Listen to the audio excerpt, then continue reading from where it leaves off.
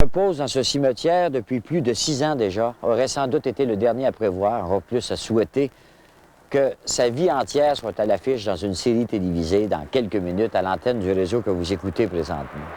Par modestie, sans doute un peu, non pas que René Lévesque était l'homme le plus humble sur Terre, il savait très bien ce qu'il valait et signifiait pour autant de gens, mais c'est qu'il gardait toujours cette simplicité, authenticité, qui n'a pas été remplacée d'ailleurs en politique, et qui le rendait craintif devant ces moments où un peuple risque de s'oublier lui-même pour rendre hommage à de tels héros. Ça, héros, il ne voulait pas l'être, mais reconnu comme un serviteur public, tant comme journaliste que comme homme politique, réaliser que sa vie qu'il avait menée à fond de train, sans garde-fou, soit en bout de piste une contribution à la vie de tout un peuple lui-même, ça oui, il pouvait l'espérer et, à mon avis, le méritait. Nous rencontrons des gens qui l'ont connu, servi ou combattu, et qui nous parlent de l'héritage de René Lévesque. Mais aussitôt qu'on ose la regarder en face, cette réponse qui est la liberté politique, qui au fond est simplement synonyme de responsabilité, qui nous amènerait enfin à prendre nos affaires en main, à faire notre besogne chez nous, à régler nos problèmes chez nous, nous-mêmes, parce que les autres, avez-vous remarqué, ils ne l'ont jamais fait, la besogne. Ils les ont jamais réglés comme il fallait à notre place, les problèmes. Et ils le feront jamais comme ça doit être fait non plus.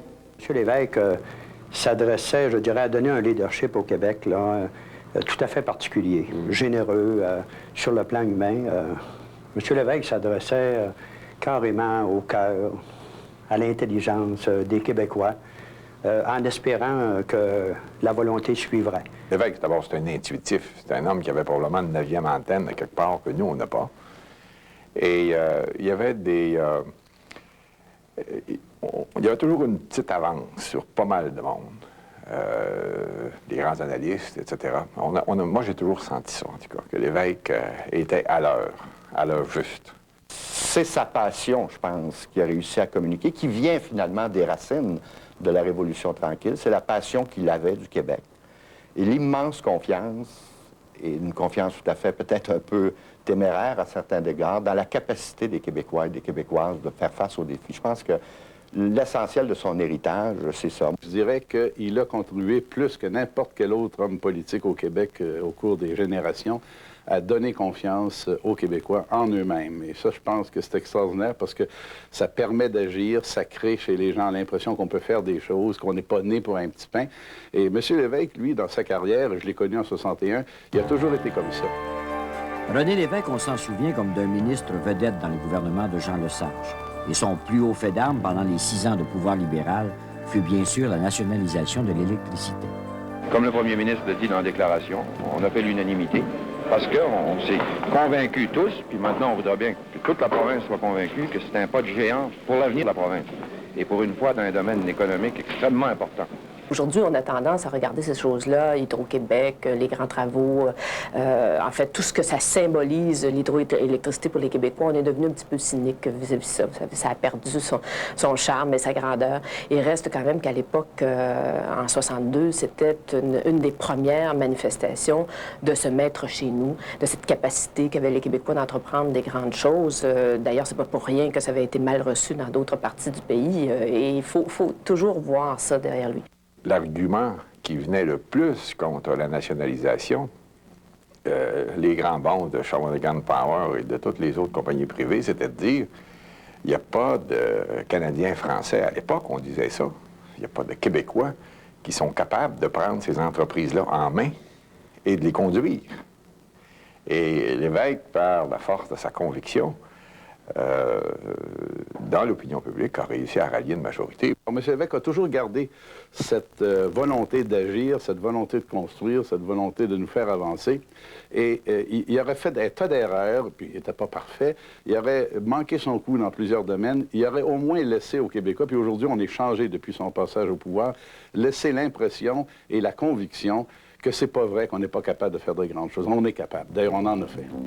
Mais le maître chez nous que les libéraux avaient lancé au moment de la campagne de 1962, René Lévesque découvre qu'il est difficile de le devenir à l'intérieur du régime fédéral centenaire. et 7 ans après son entrée chez les libéraux, propose rien de moins que la souveraineté du Québec et une association économique avec le Canada. Un objectif pour lequel il devra fonder son propre parti en 1968. Le Parti québécois sera financé par ses membres. On s'est donné l'effort d'essayer de bâtir la possibilité d'un gouvernement, puis d'abord à partir d'un instrument politique qui se respecte. Un instrument politique auquel, encore une fois, 50 000 citoyens, et uniquement des citoyens, ont fait parvenir pas loin d'un demi-million depuis un mois pour qu'ils puissent arriver au pouvoir les mains libres tout en tenant devant les autres. Avant même de penser au nationalisme ou au Parti québécois, on pense à la réforme des mœurs électorales qui, je pense, le grand nettoyage, c'est René Lévesque qui l'a fait. Et ça, c'est la qualité de la démocratie québécoise qui est, d'une certaine façon, son héritage. Et on peut le relier, d'une certaine façon, aussi au mouvement nationaliste. Je crois que jamais le mouvement nationaliste québécois n'aurait eu tant de crédibilité s'il ne s'était pas attaché à ça, cette capacité qu'avait René Lévesque de toujours se tenir dans les chemins de la démocratie. Je crois que la façon pour les Québécois de participer à la vie publique a évolué. Par exemple, tout le contexte de la participation au Congrès, la rédaction des programmes, l'objectif d'avoir des mœurs politiques plus saines, l'ensemble de la vie démocratique qui fait de la qualité d'une société évoluée, civilisée, une société qui est plus respectueuse des libertés et des choix individuels. Je crois que là-dessus, il a fait une contribution extrêmement importante. Le mode de financement que René Lévesque avait choisi pour le Parti québécois, il en fera une loi d'application générale pour tous les partis dès la première année du gouvernement qu'il dirige. Mais son grand combat, qui était pour l'assainissement des mœurs électorales dans tout l'hémisphère occidental, on regarde le tribut que ça a donné. C'est quand même assez étonnant. Depuis cette loi-là, il n'y a aucun homme politique, député et ministre au Québec, de tous les partis, qui a été mis en cause dans des histoires de magouilles, etc., parce que le combat de René Lévesque était précisément de dire c'est sa loi sur le financement des partis politiques. Le caractère démocratique de son action, Lévesque en fait une condition à la réalisation même de son objectif. Lévesque est un être profondément démocrate. Et autant il pouvait être à l'heure des Québécois, autant il voulait être certain que le processus d'accession à la souveraineté se ferait dans la pleine compréhension par les Québécois et les Québécoises, la pleine compréhension des enjeux, et que ça se ferait dans la démocratie.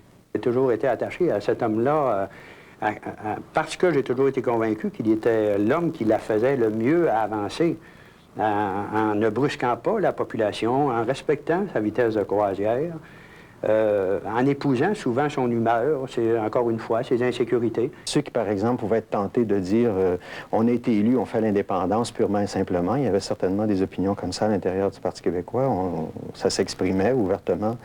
M. Lévesque était toujours là pour rappeler, bien non, écoutez, il y a la démocratie, puis il faut laisser le temps aux gens de mûrir, il faut laisser le temps aux gens d'y penser. J'ai couvert beaucoup de congrès du PQ et à l'intérieur, on lui en voulait beaucoup. On se souvient du référendum et puis des choses comme ça, mais en fait, je rattache ça justement à son horreur des dérapages, des dérives. C'est trop facile, on se laisse porter par des grands mouvements. Il gardait quand même la tête froide et c'est ce qui lui faisait curieusement faire des colères. Quand il trouvait que vraiment son parti dérapait, il trouvait le moyen de le ramener. Il y en a d'autres qui ont trouvé ça autoritaire, mais au fond, c'est ça aussi, la responsabilité de quelqu'un qui exerce le pouvoir. J'ai jamais pensé que je pouvais être aussi fier d'être Québécois que ce soir.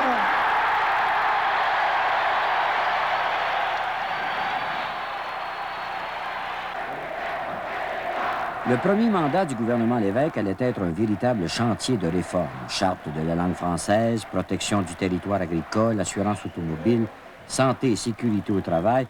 Pas un domaine de la vie collective qui n'ait reçu son livre vert ou blanc, qui n'ait en fait reçu la marque de René Lévesque.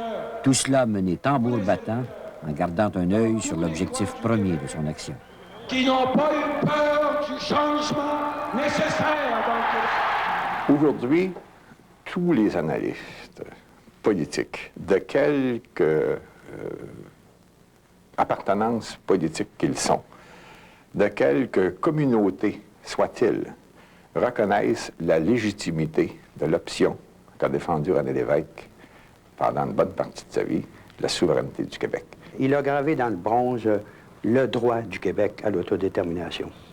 Le fait que nous soyons, sans conteste, un peuple capable de disposer de lui-même puis d'imposer ses volontés. Si je vous ai bien compris, vous êtes en train de dire à la prochaine fois. Aujourd'hui, on se demande si la tenue du référendum en 1980, avec le risque d'affaiblissement du Québec qui découlerait d'un non, n'était pas une erreur de sa part. Je ne trouve pas que 1980 a été donc une erreur. Les Québécois ont fait beaucoup de débats à ce moment-là, fort importants.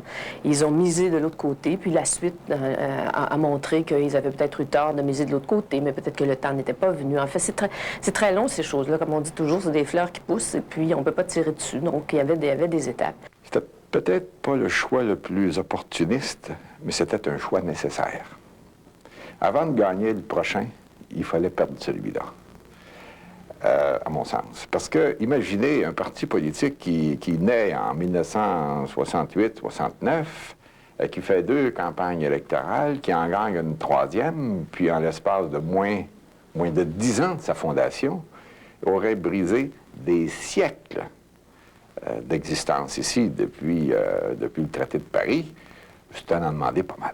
Sur le coup, moi j'ai causé aussi, c'est sûr que ça affaiblit considérablement la position du Québec. On a vu ce qui est arrivé après 1985 avec le beau risque et la défaite finalement du Parti québécois. Mais ultimement, lorsqu'on regarde ça maintenant 10 ans ou 15 ans après, est-ce que le Québec y a réellement perdu de cet exercice-là? Je ne le pense pas, parce que le problème est encore là de toute manière. Et on est à la veille d'une reprise de ce débat-là. J'étais personnellement très inquiet du référendum. Je me dis, si on perd le référendum, Trudeau va avoir une occasion en or de faire ce qu'il veut. Et deuxièmement, dans le reste du Canada, on va comprendre, non pas qu'on a dit non à un projet de souveraineté association, mais qu'on a dit oui au fédéralisme de Trudeau. Aujourd'hui, le Québec revient à sa position traditionnelle, hélas. C'est pas nous qui l'avons cherché. Ça finit avec nous qui sommes seuls dans notre coin.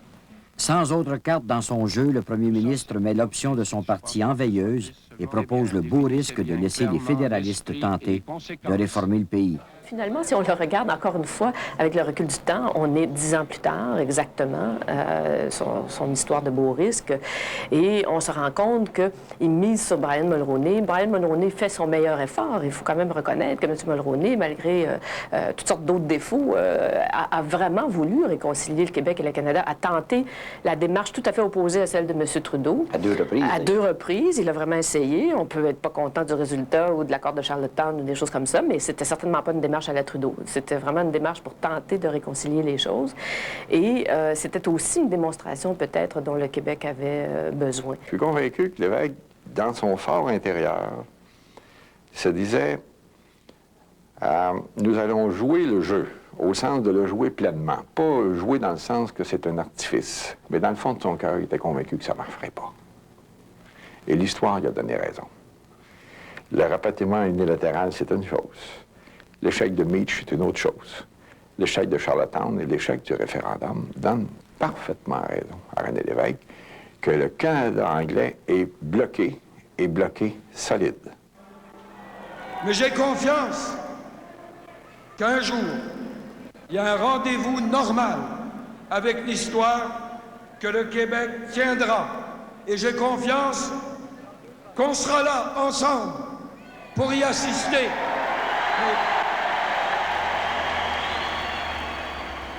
C'est René Lévesque, alors premier ministre, qui avait dévoilé ce monument à la mémoire de Maurice Duplessis, en s'excusant presque d'avoir mis autant de temps avant d'en saisir l'essentiel, comme il disait. C'est que Lévesque l'avait combattu à une autre époque, et ça l'avait conduit à oublier que certains hommes peuvent être, oui, l'incarnation du Québec pour un temps donné, avec leurs défauts, leurs faiblesses et leurs qualités, pour le meilleur et pour le pire. J'espère seulement être encore de ce monde le jour où pareil dévoilement, pareille reconnaissance, donc, sera rendu à un homme qui fut aussi important dans ma vie.